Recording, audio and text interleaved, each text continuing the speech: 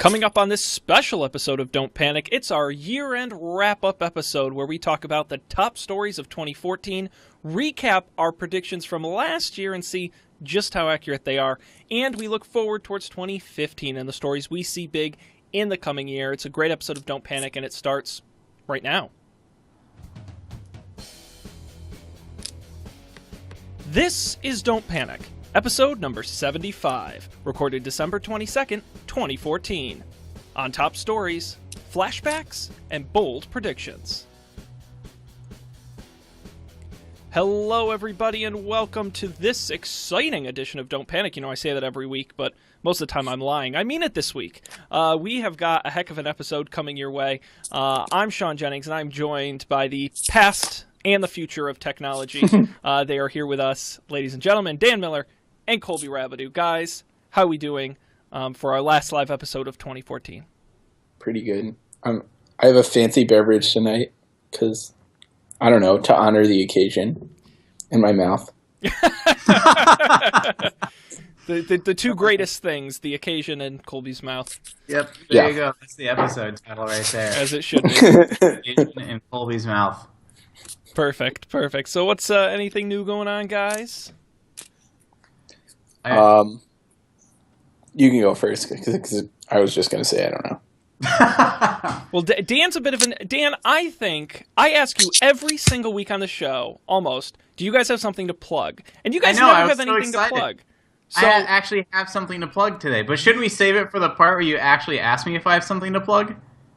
You can plug it twice. I'll let you plug it twice. So go ahead. Give us the brief overview right double now. Plug. The double plug. Sounds weird. So it took a couple months, mostly because I had other things to do, and it turns out I'm not that organized.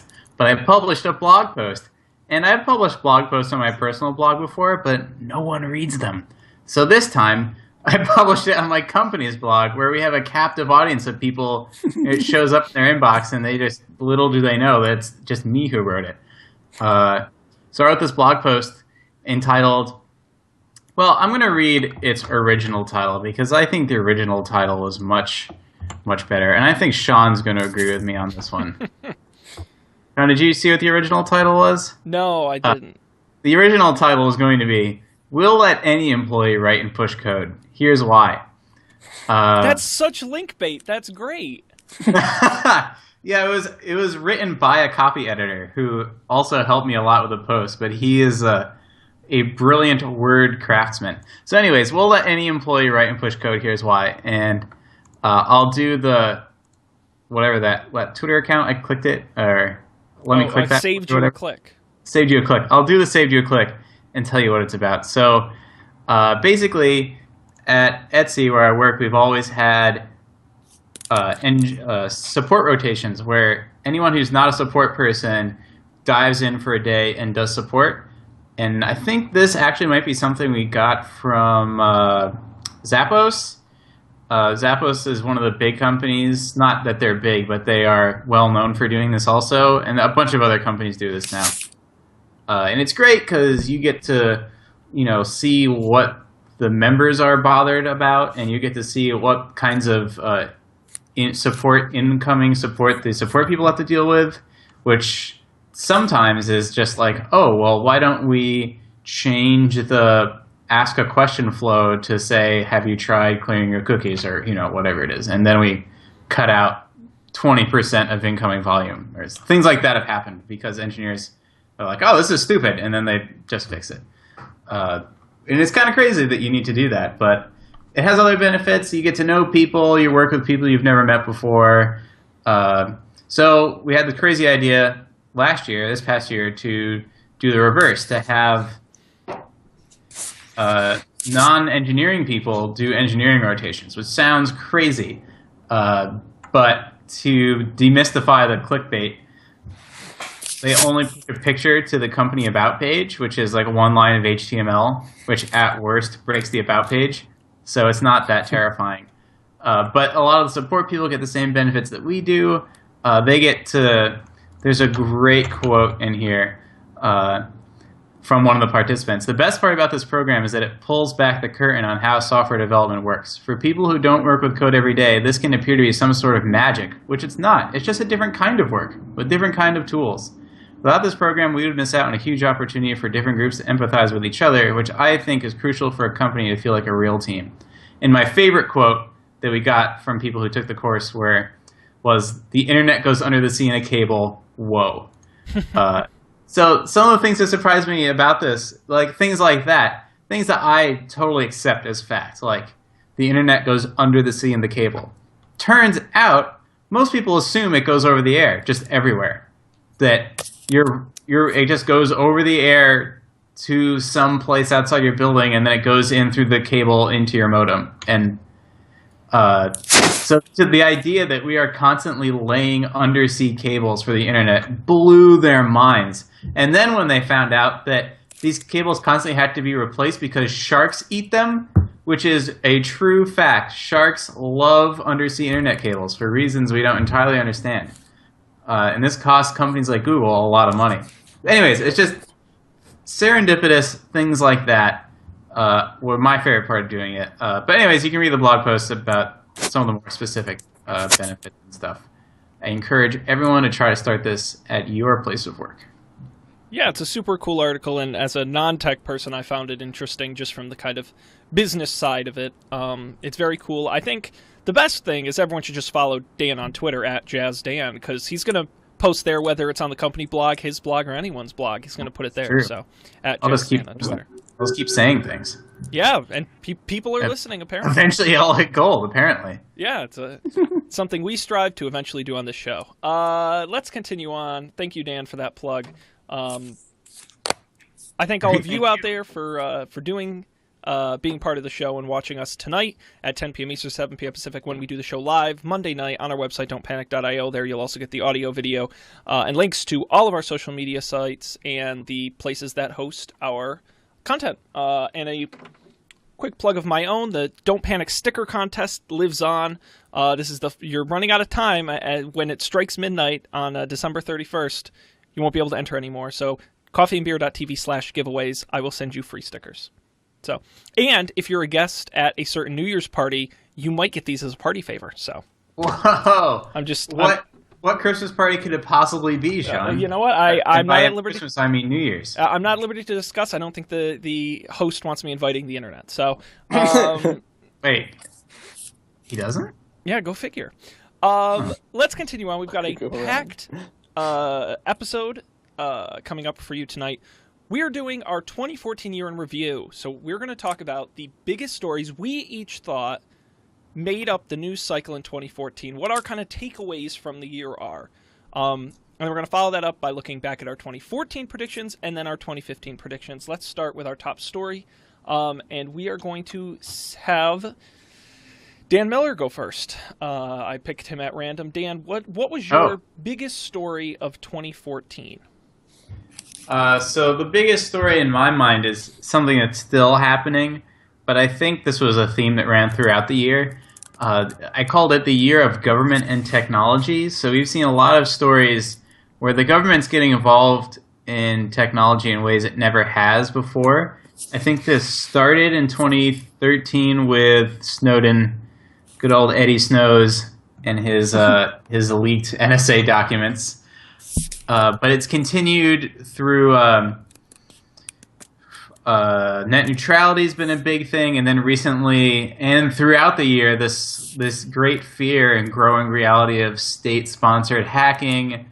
I think that this is only the beginning, and for better or worse, the government's going to keep being way more involved in the technology sector than it ever has been. It's going to start trying to regulate the internet. It's going to start breaking up monopolies. I think this isn't just the United States government either. If you look at the European Union and what it's a little bit nervous about Google around, I think that's probably going to continue through next year. And the Spain, like, I don't know, recently blocked. They asked Google. The Spanish newspapers asked Google to remove all of their content from Google News. Unless or Google no, they paid. could only put. Yeah, unless they paid unless Google paid for the privilege of linking to their content, so Google took it out. And all of these things are happening that are fascinating and a little bit terrifying when we look at like the North Korea stuff, which we should probably talk about today. And I'll sacrifice the rest of my slot maybe to talk about that. But yeah, my top story of the year was net neutrality and state-sponsored hacking. Nice. I'm glad you took the political slot this year. I did it last year. I don't want to seem like a loony or anything. A loony? No one would ever call you that, Colby. Yeah, you're the very picture of sanity. Yeah, I would not be opposed to taking a quick time out to discuss North Korea if there's a certain aspect of that, Dan, you wish to discuss. There's no way that anyone can prove that anyone did anything. There's just no way. So, all these news stories, and then just like in the past hour, it feels like, although I wasn't really looking, but like the New York Times published this article that, the internet in North Korea is down. I bet that's Obama's retaliatory strike. It's like, no, it's probably down because they fucked it up. Like they're not very skilled operators. They have exactly one link going out of their country. The U.S. has dozens, and each of them goes down all the time. I think somewhere I read through that article and it mentioned that North Korea has like 1,024 IP addresses for the whole country. Yep. Which is not a lot. It's not a lot of IP. That's less than Marist College has. I was about to say, I have more than that in my house. Right? Yeah. No, I think you're exactly right. It's a very complicated subject, and there's really no clear answers on any single part of it. Yeah. There's no way to even the most incompetent like hacker, and I hate that word, in this scenario, even the most incompetent would be difficult to trace them. Because what's the first thing you would do is you wouldn't do it from your house internet. And if it's a North Korean person, they don't have internet in their house anyways. So, and then the next thing you do is you go to the library or whatever, and then you go to another computer, and then you go to another one, and the more secure you want to be, the more computers you tunnel your connection through. And it eventually reaches a point where it's almost impossible to trace all the way back. Because even if you can compromise those computers, all of them, and even if the hacker did nothing to eliminate that they were ever there, which is very possible. For instance, destroy the computer after you've used it.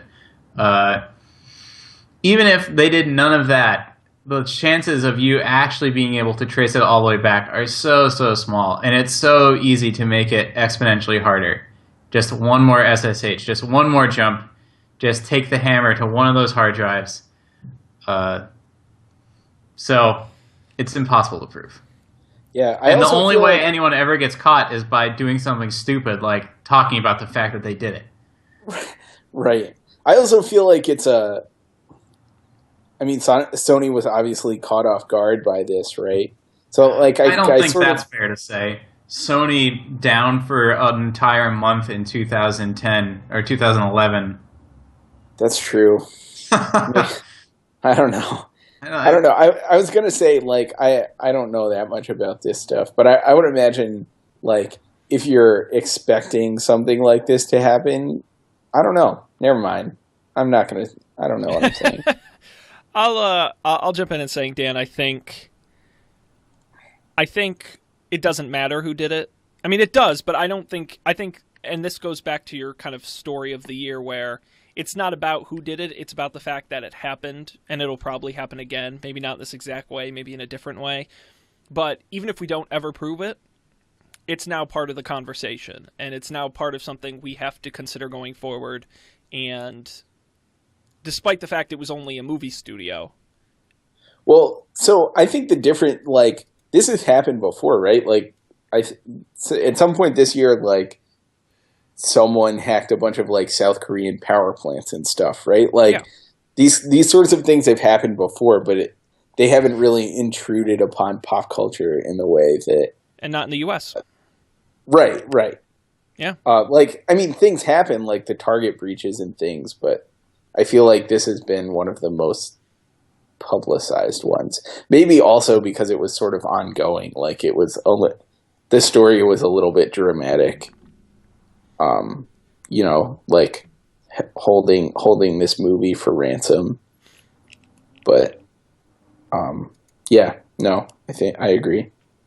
It's in the spotlight. Yeah, I think if you want to make a splash, hacking a movie studio and releasing celebrity emails and pay grades, and that's a pretty good way to go. Yeah. Wonderful. All right. Well, thank you, Dan. Colby, how about your top story of the year? What was big in 2014? So, I'm glad we finally got the smartwatch thing over with. Because I don't know, like people have been talking about the Apple smartwatch for like 5 years, like forever. And I'm glad it's just done. And I don't know. I guess we'll see when the Apple Watch is actually released, but I'm not sure it's actually gonna like be that huge. I think it's kind of neat, but I think it might be prohibitively expensive and I don't know, not that cool. But I guess we'll see. And I'm just glad it's done with, because I think so I was looking at our rundown from last year at this time, and I had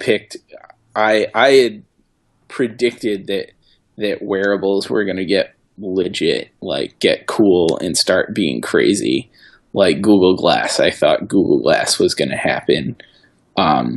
It did not happen. So I think now that we like the smartwatch kind of thing is like out of the bag, like it's done, it's happening. I think we'll start to see like it's happening. Yeah. I think now we can start like, I don't know, maybe companies can start like doing something different. I think there are cooler things that can happen, and we will see what they are in the coming year. I guess that's a minor prediction. Maybe it won't be this year. Maybe it won't be for a while. But this is certainly progress. I don't know. What do you guys think about like the smartwatches that we have available?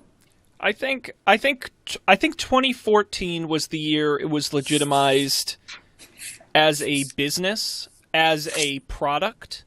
I don't know if it was legitimized as a customer desire or a customer need or even a customer want. I think that has to be learned over time. But I absolutely think it was legitimized as our company needs to do this, or we need a solution for this, or why aren't our apps on watches? I absolutely think 2014 did that. And I think we'll just see it grow in 2015. How it grows and what the form factor will be, I don't know. But, I mean, I bought a smartwatch in 2014, and I've seen the value from it. So I would say absolutely, I think 2014. And I think in terms of, I was thinking while you were talking, I said, what was the biggest smartwatch story of 2014? Like if you had to pick one sort of leader in that space. And I kind of want to give credit. I think Android Wear, for me, was kind of the big watch takeaway. Simply because I think they put out a compelling software platform that, while not making a big splash, did a good job of iterating upon itself, getting better over time, and setting itself up for future success, having a number of form factors, a number of providers. I'm very bullish on Android Wear, but maybe that's my opinion. Dan, did you have anything you wanted to... I was just going to say that it's got to be the Apple Watch. And even a lot of my friends, even before it was announced and when it was Pebble and then the Gear and the Moto 360, they were just, a lot of them were just like, well, I'll get this until the Apple Watch comes out. Like, I really want this, but like, I want the Apple Watch now, so I'll just get this now, and then when the Apple Watch comes out, I'll probably get that. They didn't explicitly say that, but that felt like the attitude they all had. And I really think that insofar as smartwatches are going to be a success, I think Apple will pull an iPad. I don't think tablets are going to be the great next personal computing device like they were originally envisioned. Mm-hmm. I think the phone and all of this other stuff that we're starting to see now is going to supersede that. But it's clear that Apple was leader in that space, but they were not the first. So I predict that the Apple Watch is going to be similar. It's not going to be a big revenue driver for them. It will certainly make them tons of money, but relative to the business, I don't think it'll be huge. It's just relative to the market, it will definitely be huge, I think. Wow. Seems fair. Well, that's interesting. I have my prediction on the sheet, but I actually had a second. I had to cut. I had two predictions, and I have to cut the other one. And maybe I'll bring it up when we get to that section, but it kind of counteracts your thinking. So when it comes to Apple, so we'll set a teaser there for that. But oh man, yeah. But I guess we'll see. You never know. We could be the doubters, the iPad doubters, and Dan could be right, or well, and. The number one asterisk on any single Apple Watch conversation ever is it hasn't been even formally announced yet. You know, it's been described at best. You know, when we all knew the iPad was coming out, and let's be honest, we all knew before the event that they were going to announce an iPad. We all thought it was going to be $1,000, right? That was sort of the prediction at the time. Like, there's no way they could sell it for less than that. And they ended up putting it in for $500. So. We could be absolutely surprised or disappointed. I think it's too early to say, but I think you're right that 2014 kind of was a legitimization of the smartwatch concept. Yeah, we'll see. We'll see. We'll see. Always the best way to respond to a statement like that. I will continue on and talk about my top story of the year, which apparently I stole from Dan and I didn't even know it. Well, all yesterday. As soon as you reminded us you asked us a long time ago. As soon as you reminded us of this, I was like, you know what it really is? It's this one that Sean's about to talk about. And I was so proud of myself for thinking that because I knew that you would be proud of me for saying it. But go on. Great minds think alike, Dan. No, my top story, and I actually came about this. I had to go to last year's rundown for our prediction episode for last year to find a few things. And right around that time, I was looking at sort of the surrounding stories, and it was big news, Steve Ballmer to leave Microsoft. So it was just about a year ago. It was just in January of last year, of this year. And I sat thinking about that, like, people were really unsure at the time what was going to happen with Microsoft. They didn't know who was going to replace him. Ballmer has been one of two CEOs in the history of the company. What does the future for Microsoft looks like? The company had been struggling with Xbox, had a weak Christmas, Windows 8, not the greatest success, Windows Phone slipping. They were really struggling. And Satya Nadella came in and took this approach of, we are a software company. Microsoft had devices and services was sort of the Ballmer thing. Devices and services were devices and services. I never got the devices part. I got the services part. They're a great services company. I never understood the devices part, at least excluding Xbox, which I still stand by should be a separate company, but that's another story. Nadella came in and said, we are a software company. We are a software company. We make software. Sometimes we'll make the hardware it goes on, but primarily we're a software company. And then you start seeing all these little things happening, right? Like, we're going to make better iPad apps, or we're going to start rolling out Windows Phone exclusive apps on Android, or Microsoft Band, which is a fitness tracker that works on every device and with software to support it from Microsoft. You start seeing faster releases coming. You start seeing smarter decisions coming in Windows 10 that we've already talked about on the show. I wrote in the doc, 2014 was the year Microsoft mounted a comeback and won, and I absolutely think they have. I am so excited for 2015 in Microsoft, because I think they're making such smart decisions. They're seeing Xbox sales finally kind of meeting the PS4 we talked about last week. Overall, they're just making smart decisions and realizing the old Microsoft doesn't apply anymore. The rules don't apply. It's a different world. It's a world where you have to have your apps on every platform. It's a world where you have to be a little more agnostic. It's a platform where you have to listen to your customers rather than telling them what they want. It's a lesson that was hard for them to learn. I think they've learned it. I'm very excited for Microsoft going forward. What a cool. It's kind of sad to say, but I think Microsoft's a cool company, and I feel kind of like gross saying that, but I really think that's true. What do you guys think about Microsoft? Me? I mean, I think you're right. I think they've done some very like un-Microsofty things in the past couple of months, which is kind of cool. I think especially them starting to release their apps on other platforms, especially in the mobile world. I think that's a big deal because I don't know, I feel like for what it is, Microsoft Office is probably the best software for doing that, that you can get. And to in the same way that Photoshop is the best photo editing software you can get. Right, for business-y things. And the not giving people that where they are. I understand they were trying really hard to make Windows Phone happen, and it really hasn't happened yet. But not giving that not making that available to people where they want to be is, I think, was a mistake, and they've started to do that with the iOS support and stuff. So I think that's cool. I feel like that is good. I think they can I don't know. I'm interested to see what else they do. They also have open sourced a lot of their developer tools. That was crazy. Never would have happened. So if you had told 2 years ago, Colby and Sean, when episode 1, it'd be like, all right, December 22nd, 2014, Microsoft has released Office on all the platforms. It's free. It integrates with Dropbox. Didn't they announce that? Yeah, they announced that. Integrates with Dropbox. Whoa. They're open sourcing the .NET framework and Visual Studio and all of these things. We never would have thought. So that's why this is going to be my pick, because that's just amazing. Yeah, to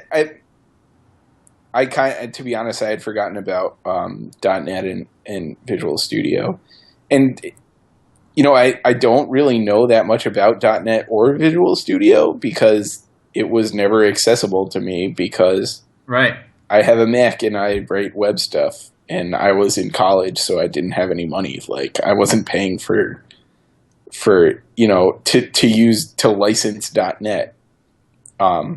In fairness, you could get it for free if you wanted to. Right. As a student, I could have gotten it for free. But the companies I was interning at were not paying to license .NET because they could just use PHP.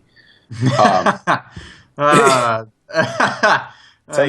wish there was a Microsoft executive here to hear you say that, because the tears. We could use your beautifully engineered world-class VM, or you could use PHP. Which, in fairness, Facebook did hire, I found out, a bunch of ex-Microsoft people to write their PHP VM. Yeah, I believe that. I mean, that's those people what happened, 2 years ago where they would be. That I would believe you. Yeah. No, I think it's really cool, though, because, I mean, from everything I hear coming out of, that Microsoft developer land, that stuff is really good. Yeah. And I'm sure it is, because Microsoft has been at this a lot longer in a, I would imagine a much more controlled setting than more open source things kind of take. Sure. Or I guess grow. So I would imagine it's very different and very the systematic, enterprisey kind of structure desiring Colby part of me really wants that, because I don't know. I think I've been working using similar words. The other part of you. So if one part of you is enterprisey and structured, what's the other side of you? The get shit done with jQuery part of me. I like it's one specific library. to be. I mean, I feel like jQuery just embodies this sort of stuff that I don't know. That part of me is receding very quickly. While we're being super nerds, I was thinking about this today because I was talking to someone else about how the .NET VM is open source now, and it's just maybe we'll do a change mode on this maybe, but I really want someone.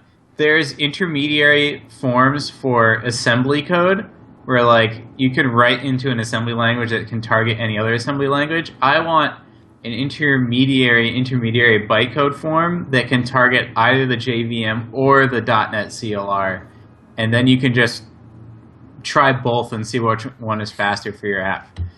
That would be really cool, and it's possible now that it's open source. I think a lot of like there'll be a Ruby.NET instead of just JRuby as a competitor, and that'll be really exciting. Yeah, no, right. I mean, that's totally true. And like, there's so many. I feel like there are so many languages and things on the JVM that like having another option for those, like, it can only be a good thing. Yep.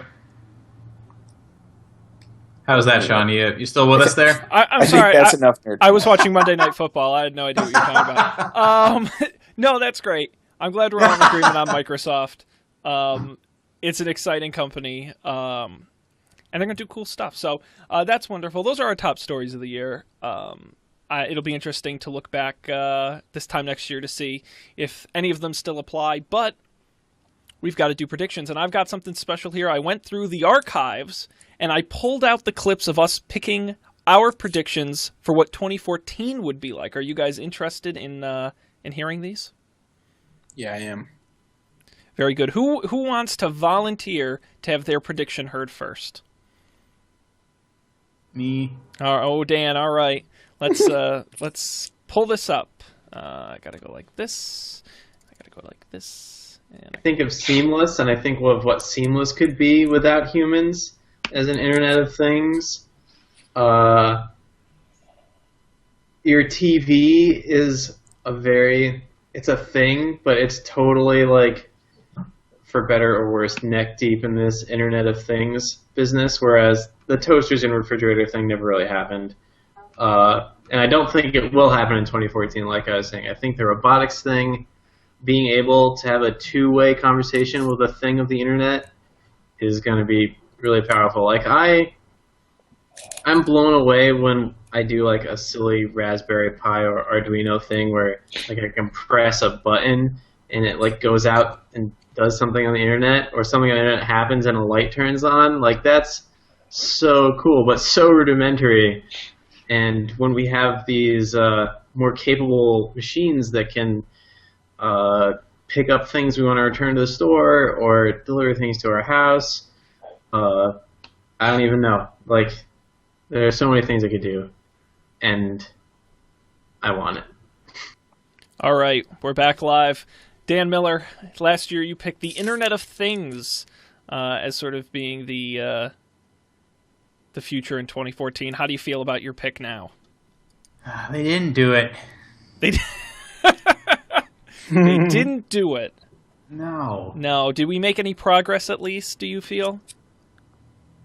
I have a cool smoke detector. I don't know. I think we. So this is my prediction for the coming year is a little related, but yeah, I mostly agree with you that they did not do what I want yet. Although the Samsung, the Amazon drones hadn't been announced yet. That's true. And that they that didn't was announce closer. that. Yeah, when was that announced? You should be able to do a Control F in the dock, or you can just Google it. I think there was a lot of progress made. I do not think we have robots bringing us and taking things away. It was announced December 1st, 2013. No, so we knew about it. Never mind. They didn't even. Yeah. Dan, I stand by you. I think we've made a lot of progress. There's a lot more smart things. I think the smart things are better. I think more of the smart things talk with each other. Like what, though? Here's my thing, though. I think what we have right now, like, for the most part, we have a bunch of things that like gather data. And I'm just not that excited about that. Like, I think there is a certain amount of value in that. And I think even with something like Nest or like the thermostat anyways, like it does, it does control your heat, right? Like that's kind of a legitimate thing. But I think for the most part are things that you would think of as the Internet of Things are like they gather data. It's like kind of monitoring more than like doing things. I've realized recently that I just don't care that much about, like, I don't want to see graphs of my walking over time because I frankly just don't care that much. It's a waste of my time. I have like real life things to do. Like living my life and having experiences instead of like, wow. Like looking at graphs of minutia. It doesn't matter. It doesn't matter, frankly. But this is such a turnaround from the Colby of 2013. Yeah. It was. See, so much has changed in the last year. But I will say, I think like having the data like that is what computers do best, right? Like having that data available to do things with computers, I think can be very valuable. So like all those sorts of things are like an important stepping stone to the sorts of like interactions that I want. Like the kind of thing where, I don't know, like where when your fridge is empty, milk shows up at your door without you asking for it or something. Like that's what I want. I want my like real physical life to start actually like physically interacting. I don't know. I just want it to work better. My actual life to happen better. And I think Apple Pay is a decent example of that. I think Apple Pay is kind of cool. And there are other things like Apple Pay. Like in Boston, a lot of places use Level Up, which is it's like a QR code thing, which I never thought would be useful, but it turns out it's kind of nice to like pop open the app on your phone and just like stick it in front of the reader. Like it works. It's super easy. And I think Apple Pay is a decent example of that too. And I think that's cool. And there are, I will say there are more like available and seemingly legitimate kind of connected sorts of things. Like you can get connected light switches that you can install in your regular light switch outlets, and they connect to like either the SmartThings hub or whatever over XB or Wi-Fi. And I would imagine there's like most of those you can do stuff with if this and that. Like I think you can do stuff, but a lot of it isn't accessible to your average person. Like it's still for the kind of technically inclined and also bored people. So I don't know. I think there's a lot. I think there's some things coming this year, and I think some of them will be good and some of them will be creepy. Like I'm thinking that movie with Tom Cruise where he's walking around the mall. Mission Impossible. No, that's not the one. Vanilla Sky. No, that's not. Maybe it's not Tom Cruise. No, it's the Minority Report. Yeah. Oh, you knew what it was, Sean? Damn it! I always do that. You're a jerk. Yeah, I am. It was funny. But yeah, the one when he's walking around the store and the advertisements are like talking to him. Like, unfortunately, I think that sort of thing is going to come out of this kind of technology. But I think we'll also get like really cool things. I think Instacart is a cool thing. And Dan, your Amazon Prime Now that you did the other day. Yeah, I think that is the like on the other side of the equation. That is one of the other stepping stones, like those sorts of things. And eventually those things. Just so everyone knows, Amazon Prime Now sort of suddenly launched in Manhattan, which is 1 hour delivery. In my case, it was about a half an hour of stuff on Amazon, selected stuff. You can only do it from a phone app. So I ordered a battery, some chapsticks and a box of tissues, and it showed up in like 35 minutes on my door. Carried by a real human who was a super nice guy. Way better experience than Seamless. Although, Postmates is also a way better experience than Seamless. Just going to put that out there. Anyways, go on. The Internet of Things. Yeah, I don't know. I guess like Uber and Lyft are also kind of examples of that. I don't think it's. I guess maybe Internet of Things is not the right word for what I want. I want like the internet to disappear in my life, to just get cooler and easier, and like I don't know. The less like annoying things I have to do, the better. Cool. And maybe it's not better. Maybe I won't like that. Maybe next year we'll come back and be like, oh my God, I don't have to do anything anymore. I hate my life. Like, I want to go to the grocery store, but I don't have to. My concern is going to be my fridge is going to keep thinking I'm out of milk, and I'll have 38 things of milk delivered to my house. That's more my concern. But I think that's cool, and I hope 2015 is that year. I think we'll get some of it. I think the question is how much. Are we going to have drone deliveries? Probably not. Are we going to have automatic deliveries? I don't even think so. But even if it's your phone learns when you leave the house every day, so there's automatically an Uber car waiting for you, or I don't know. But I think you're right. This kind of actionable Internet of Things rather than just it listening. So it's cool. We'll hope for that. That's an excellent prediction, Colby. But we've got to make fun of ourselves more, so we've got more past predictions.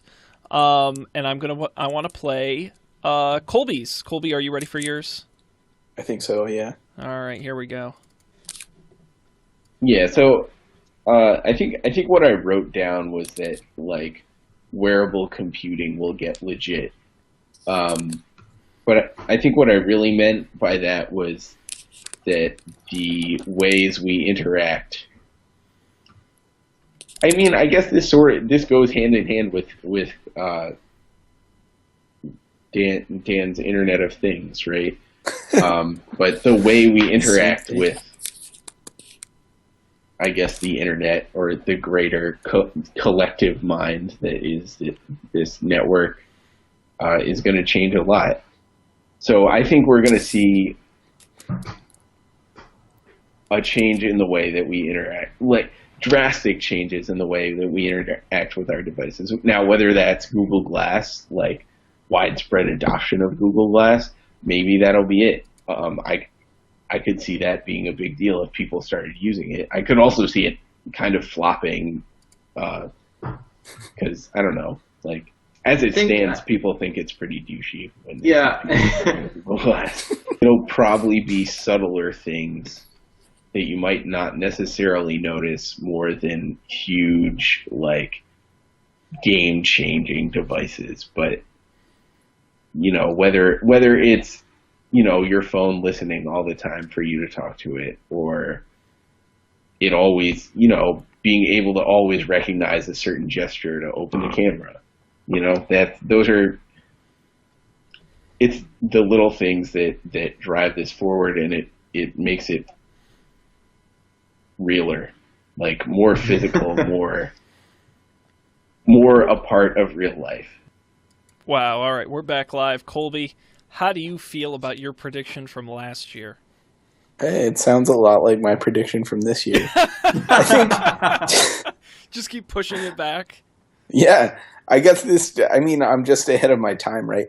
I think my perspective has evolved a little in that, like, last year I think I was focused more on like there's going to be like a device or something that changes my life, or but I think in reality, or at least now what I think, we'll see what I think next year.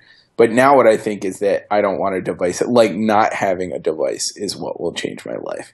Or not needing, like, not having a device that I'm, like, interacting with in such an artificial way is what will bring about the big change. I don't know. I don't know if 1 year will be enough for what I'm envisioning. But I do think that at the very least, we'll start to see that sort of convergence I was talking about between like the monitoring sorts of things and the physical like fast, like the augmented physical things start to converge more. And I will back you up, Colby. I think you were somewhat right in that you kind of, at least the first part of that prediction was on interfaces. You said you didn't know what the interface was. And I think back then we didn't know. I think, and we talked about this, this was actually your top story of the year. I think we did define what the interface is. It may not be the best interface. It may not be the final interface. But I think this year we finally figured out fitness bands and watches, at least for now in the short term, are the interfaces we're going with. Right. So the next step in that evolutionary thing. So you may not have gotten the entire prediction right. We're going to get there, but I'm going to give you credit. I think you got at least a little piece of that right in that we did figure out that part. Now we have to figure out how to make that great and how to get people to buy it. So we will see. Very good. Sean, what was your prediction from last year? I cheated. I had 2 last year, if you remember correctly. As usual, I cheated and got 2. So why don't we play the first one right now and see how I did. Here we go. The first I have is connected transportation, as I call it. We've already seen in 2013 you can now use your phone on airplanes. Apple has already made deals with companies to put iOS in the car. It's expected at CES. We're going to see Android and Audis.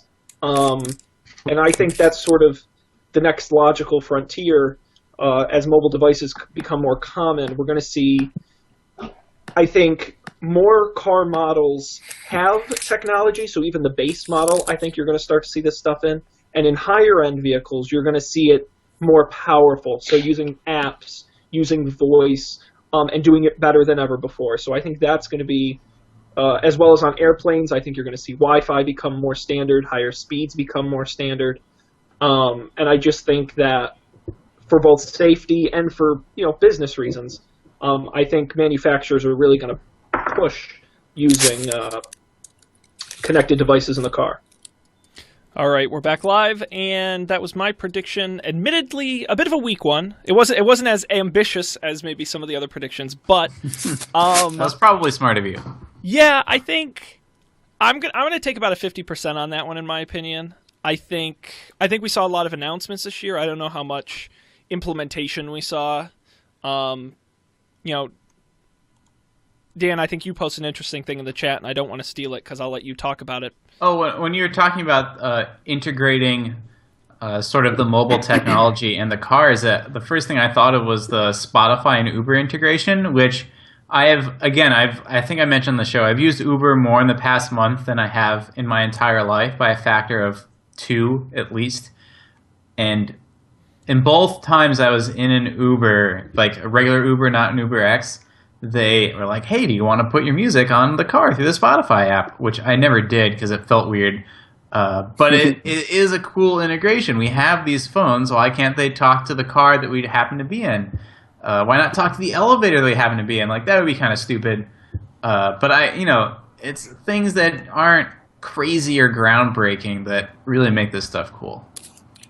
Yeah, and I think Uber's a great test ground for that. The problem with transportation is the lead time is so long, and especially now that I work in a company that is associated with making parts for cars, like the lead time for this stuff takes forever. So it's like, oh, Apple's going to make CarPlay. Okay, it's like 3 years until it's in the high-end models and 10 years till it's in your car.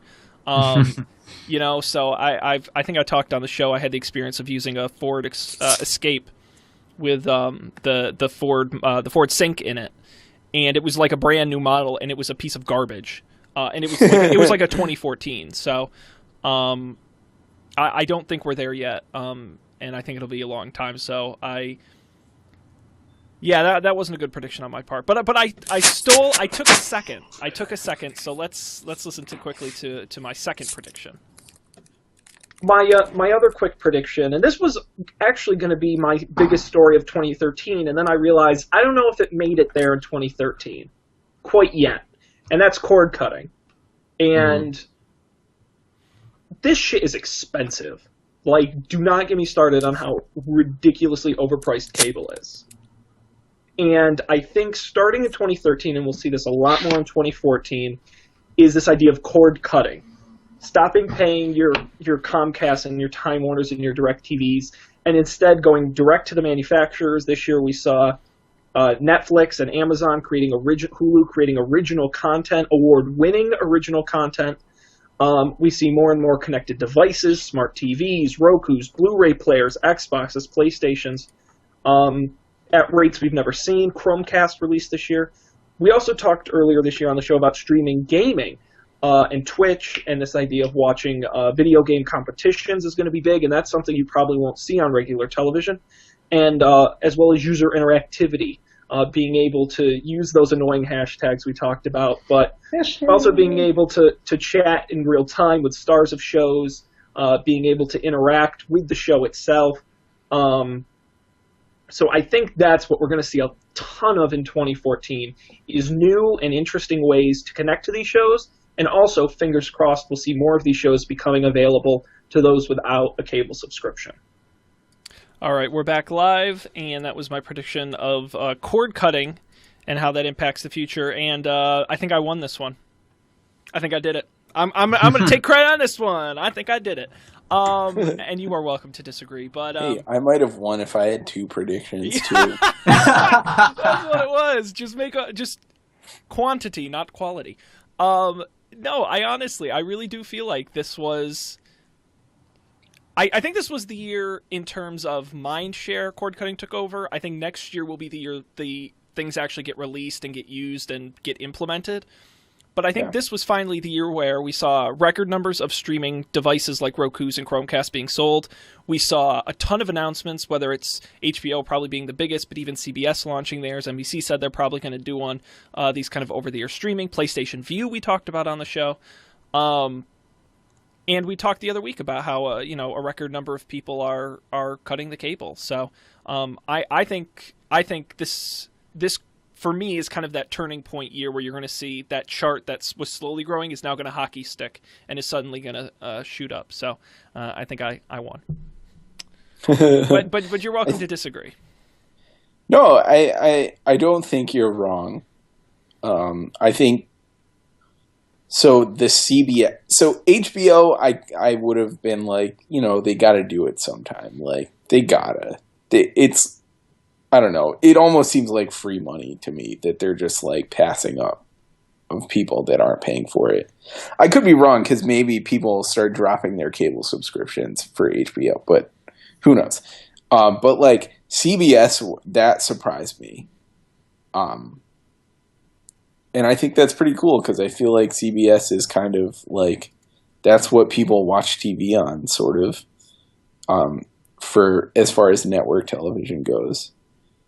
And then, I mean, I think the original content is certainly true for Netflix. Like there is a shitload of Netflix original content on Netflix right now. I think that's less so on Amazon streaming though. I don't think they quite succeeded in the way they had hoped. But yeah, no, I think that trend will continue. The future looks bright for that sort of thing. And that kind of the dream of like paying for the television channels that you actually want. That sounds kind of cool, right? I don't know. Yeah, until HBO comes out at $50 a month, Right, exactly. Like, I don't know what price is sustainable. Like if CBS, NBC, Fox, TNT, AMC, and everyone else and their brother have their own subscription channel, like how many of those can you actually pay for before you're paying like a gajillion dollars more than your cable bill ever was? But then again, how much TV can you watch? I think we answered that question. Something crazy. Yeah, Sean's not even watching. He's watching the game. I need or the something. Broncos to lose. No, but I was listening, and I think you're exactly right with whatever you said. So let's continue. I've got one more video to play, but we're going to hold it off because it's amusing. But first, I want Colby. We talked through your prediction, which was a great prediction. Thanks. But Dan, you and I, we have to do ours. Our predictions for 2015. Dan, what will be the big story in 2015? Oh, yeah. So I'll continue in my tradition of predicting things that probably won't happen. But I could see it happening where VR starts to become a thing, kind of like wearables came into the public consciousness. I'm guessing that there will be a lot of new companies around virtual reality because Facebook has shown that there's money to be made doing it, that there's an appetite for companies doing some risky stuff in that space. So I think we'll start to see more companies and more Kickstarters. I think we'll see Oculus finally bring something to market, and that stuff start to take off. And we might even see applications beyond gaming, which is what Facebook is interested in. The next social network, what was that Neil Stephenson book? Snow Crash, and Ready Player One, where the real world isn't the physical world anymore. It's this matrix that you log into from your computer where you do crazy things that aren't even possible in the real world. That's my guess. That's my prediction for 2015. I don't think we'll see like much beyond gaming in VR. I think like what we do see will be like kind of like toy, like experimenty stuff. But I think like the way to market for VR is it seems pretty clear to me. What happens when you combine Facebook and Facebook games and Oculus Rift? Is that still a game anymore? I don't know. Maybe. Like maybe not. What happens when it's what's that farm table? What's that thing called? Farmville. Farmville. You've been hanging out in Brooklyn too long with your farm to table, Dan. Yeah, Farmville. Farmville, a terrible game. A social game, though. What happens if it's virtual reality? Or it's not Farmville. It's something similar. It's like a gamified thing where you're just wandering around, hanging out with your friends, doing some like Minecraft? crazy... Yeah, like Minecraft. That's basically what it would be. And people already play the crap out of that so much that Notch bought a $20 million mansion in Beverly Hills. $70 million. $70 million? 70. I just want to get that clear. $70 million. Which someone promptly made in Minecraft, which was amazing. That's awesome. It could be. People are already playing Minecraft like crazy. What happens when you combine Minecraft and Facebook and VR or something like that? I could see it being huge.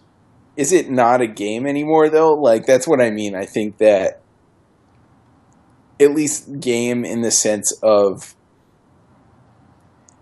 Facebook's a game. It has points. You're right. Facebook is a game. I don't know. See, I feel like Facebook becomes sort of... Well, Facebook proper, like Facebook as you think of Facebook, as I say Facebook, becomes kind of irrelevant in the... Well, certain aspects of it become irrelevant when you can sit down in a fake room with people. But I think that's why Facebook was interested in it in the first place. Yeah. Though, I will say, one thing I just thought of that may or may not make me eat my words, I feel like there are business implications to this sort of thing. Like, imagine if you were, I don't know, for Etsy, for example, or HubSpot both have international offices. Like, imagine if you needed to like meet with some people in a different place. Like, if you could sit down in a conference room, pop on your headset, and all be in the same room. For me, that crosses the line into gimmick. Really? Yeah. Yeah. I think it might be okay. It might be cool. I mean, video. Sean, what's the difference between that and those giant things that cover the other side of the conference room, so it makes it look like you're sitting across from them? What's the difference? Those are also a gimmick. Okay, but people eat that crap up. Yeah, because it's a gimmick. I mean, it's like do I think there will be? I watched a fantastic video, and I don't know if it was on YouTube or where it was, and it was like IBM or some company, all about how they were going to have meetings in Second Life. Remember Second Life? And they trained that was IBM. Hundreds of people spent hours learning how to do Second Life because the future we're going to do meetings in Second Life. It's just a fad. Like, I tried video meetings and I don't know. I don't want to get off topic, but I just... You don't like video meetings in general? Not in my business. No. No, we're in the fast-paced plastics biz, Dan. No time for video. Actually, we bought one of those really expensive, like, multi-$1,000 video conference desk things, and it broke promptly, so maybe we're not the right people. No, when it comes to virtual reality, I think every fiber of my being says there's no way this will work, and there's no way this will be a success. And then I think of what we would have said 3 or 4 years ago about smartwatches. No way will that ever catch on. I mean, Sean, have you gotten to try an Oculus yet, though? Barely, like for 2 seconds. So no, I haven't had an immersive experience. So I think those combined, that's why I'm going to say I'm going to give you some credit, and I think this is possible. I don't know if next year will necessarily be the year. This year also wasn't the year of the smartwatch. Next year's going to be it. That's what I'm saying. Well, it's going to take multiple years, but I think you're right. Next year may be the year we finally acknowledge, wow, this could be something, which was what this year was for watches. But we'll know it's happening if, especially around CES time, we see just a whole, like a smartwatch 3D TV level, 4K TV level of announcements around CES time, which I think we could see. Yep, I think you're exactly right. And you can catch all the CES. I should plug our CES coverage because that's like literally like a few weeks away. So I know. I was looking. I went all the way back to the beginning, and I was to our first episode, 2014. Oh yeah, CES. That's right. Yeah, and we go balls crazy on CES. So that is like, in my opinion, one of our best shows we do each year. So look forward to that in January. Let me continue on and talk about my prediction. And I'm going to end up giving you several, but let me start with this one, which is 2015 is the year Samsung loses its Android dominance. I think we've kind of seen this starting a little bit this year. They're already talking about releasing the S6 in January or February. I think one of the big, I don't know if it's Mobile World Congress or the IFA, one of the big phone shows is around that time. And I think nobody's interested. I really think that Samsung took the dominance they had and shot themselves in the foot by releasing way too many phones way too quickly, flooding the market, and not innovating enough where it matters. Focusing instead on gimmicks and on, the screen curves around a little bit. Neat. Instead of doing what awesome companies like HTC and Motorola and even, the sort of up-and-coming Asian companies have done, and even Nokia, in creating unique phone experiences. And I think Motorola is a shining example of that, of just creating a really good, solid phone. And I think this is going to be the year we're going to start to see those players make a bigger push into the U.S. market, and people are going to start running out their contracts on their S4 and S5, and boom, I think you're going to see Samsung sales start to slip in, and it's no longer Apple versus Samsung. It's either going to be Apple versus Google and Android, or Apple versus some other competitor to be named later. You don't have a successor in place in your mind? I want to say, if I had to pick one, and I'm going to be put on the spot and predict it, I think Motorola is probably making some of the best Android phones out there. But I also think HTC has a good shot. I would like to see Sony, honestly, do better because their phones are very well reviewed. They just have no presence in the U.S. marketplace. Not that they're rolling in cash these days, but I don't know. Maybe the phone subsidiary gets to keep some of their money. But I think they have a great shot. I think even LG's phones have been well reviewed. So it's a bit of a horse race. But it'll be interesting to see. In terms of my other predictions, I think I'm going to have to keep these ones close to the vest. I don't think it's fair that I throw... What about the one you teased? The one that disagreed with you. And I actually had it written in the sheet and deleted it and put this one in, but it was 2015 is the year Apple stumbles. And I think this is... And I don't know if it'll be the Apple Watch. I don't know what it will be, but I think this is the year that 2015 will be the year that Apple makes a mistake that makes us all... Because 2014, for me, was a banner year for Apple. I think it was one of the best years they've had. Yosemite was a big success. iPhone 6 and 6 Plus record sales. iOS 8, very good, very big. Apple Pay, I think, was a very big success. Even though it's not super widespread, I think at least the buzz is great. I think 2015, they're going to run into problems, and I don't yet know what that is. I think the watch may be a big culprit. I also think we're going to start to see some questions around their cloud abilities. As they start to ramp those up, we might start to see problems. I don't know yet, but I think I just don't think Apple can sustain it, and I think they're kind of heading for a crash course of sorts. But that's why I didn't pick that, because I don't know what it is, but I have a feeling it'll be something. I just don't know what. Fair enough. Now I have one more video clip to play and one more small segment. So last year, at the end of our predictions, I boldly asked if any of us had any specific predictions. So not the sort of broad, it'll be the year of virtual reality. No, specific picks. So let me play the clip from last year as to what we thought our specific clips were, predictions were. I'm going to predict that this year, well, next year technically, 2014, Apple will release a 13 to 15 inch iPad that will dock like a desktop, and they will call it the iPad Pro. That's my prediction for 2014. Very specific. All right. I like that. I predict that on Black Friday we will have a $999 4K TV. Whoa, that name brand 4K, you think? Oh yeah, yep. Wow. All right, we're back live. Those were our two specific picks. I think kind of opposite ends of that same coin. Congratulations. Wait, Colby didn't have a specific pick? No, he did not. He I was gonna say I don't remember having a specific pick, so I would have been pretty surprised. Nope. So I think Dan Miller deserves because I actually think you beat that $9.99 price in a few places. So, congratulations. Thank you. I did not get such accolades, though I still think it's a good idea, and I still think Apple should do it. Maybe that'll be their big stumble. They'll announce it in 2015 and no one will want it. Their big stumble is they listen to Sean Jennings. Most businesses have that problem.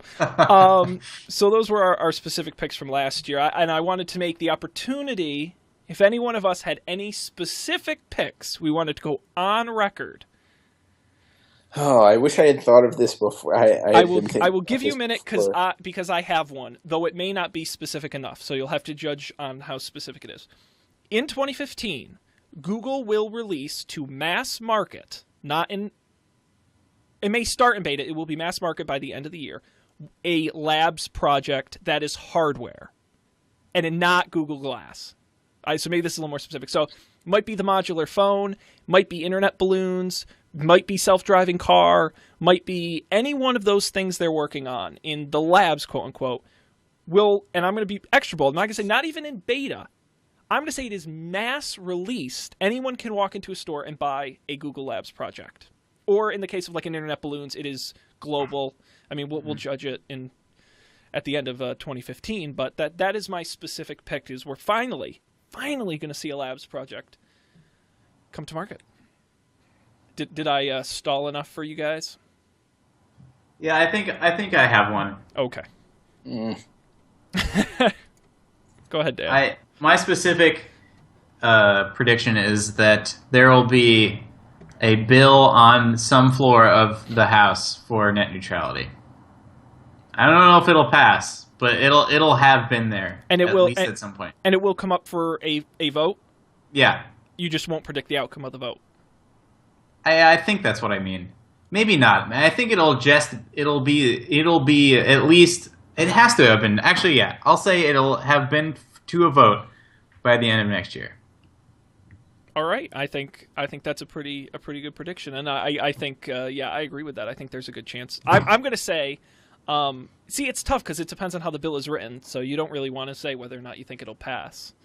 Yeah. But I think you're right. I think that's a good prediction. I think the bill will pass. It's just a question of what does it look like when it passes. Is the bill authorizing net neutrality or banning net neutrality, right? Well, I think however it passes, both people are going to say they're for net neutrality in this case. Like, we've lost all meaning of that word, if it ever had any. Yeah. Very good. Colby, anything you would like to predict, or are you going to sit this year out? You might be smart in doing so. I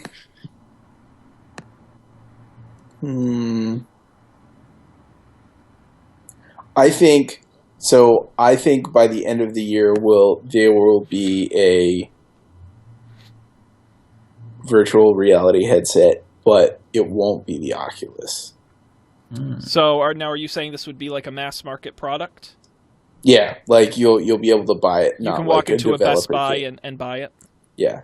Whether it's like the Sony or something, like I think someone's gonna try and rush something out before Oculus or whatever it ends up being. That's a good prediction. These are good specific predictions. I like it. And what a better tease than you're going to have to tune in next year to find out how we did. You got to wait a whole year, but we'll have full results. You also have to listen in between. Yeah, you do have to listen to each and every show so you can check. Otherwise, we the won't progression of how tell we did. you. That's we'll right. know. I didn't honestly remember our picks last year until I looked them up. I had no idea, but I think we did okay. Well, gentlemen, what a year this has been. Indeed. Wow. It's pretty crazy. Can you believe it? 75 episodes of Don't Panic. We've been on a year and a half now. Jeez. 2014, a heck of a year. We'll remember you fondly. Bye. Yeah, so thanks to all of you out there for watching the show throughout the year and being part of the Don't Panic experience. We certainly appreciate it. I want to tease a couple things moving forward. First of all, I promised Dan 2 plugs. I'm going to make it quick, though. At JazzDan, if you like his writing and blog post. Yeah, codiscraft.com. Codiscraft.com. That's a great URL. Thanks. So check that out. 2, I will say, don't forget sticker giveaway, coffeeandbeer.tv/giveaway. And next week is a special, a double special, I'm going to say, because this week was special. Next week is even more special because we won't even be here. It's going to be a pre-tape, but it's going to be a great one because, listen, I understand. I'm sure you guys do too. Not everyone can tune in for every episode. I think that's a high expectation. You know? Although we managed to, so it's not that high. But Well, no, that's not necessarily true because you missed the first half of last week's episode, if I remember correctly. Oh, yeah, that's right. So we do. And I was also out for that one in May, and then a couple others. Yeah, and like a whole month of shows, and yeah, it was. Right, you're right. But each week we do manage to make a set of picks, sometimes by us, sometimes by guests, and we have. Well, let's see, how many shows did we do? We did like 30 or 40. No, must have done like 45 shows, 3 picks per show. I mean, we got over 100 picks that we did this year. So we're each going to go through, pick our top 2 or 3 or 4, I think 2 or 3, depending on how the episode edits, picks, and we're going to put it together in a clip show, so you don't have to go back and watch all the episodes. We're just going to tell you our best things of 2014. Look for that on the internet feeds next week. There'll be audio and video and the whole shebang. And that'll be a fun special episode, and we'll be back live the week after that, Monday, January 5th, back at our website, don'tpanic.io at 10 p.m. Eastern, 7 p.m. Pacific. Unless things change, which is why you should follow us on Twitter at Don't Panic Show. I try to be good about tweeting when we're going to be live, in case we're not going to be live, and those kinds of things. Gentlemen, anything else you'd like to add before we wrap up the year? No, thanks for the plugs. That's Dan, I will plug you anytime. Outstanding. Feels bad. Feels bad. Oh, wow. That was totally over my head until just then. Very good. Thank you all out there for watching. We'll see you next year with a brand new episode of Don't Panic, but until then, good night. Peace out.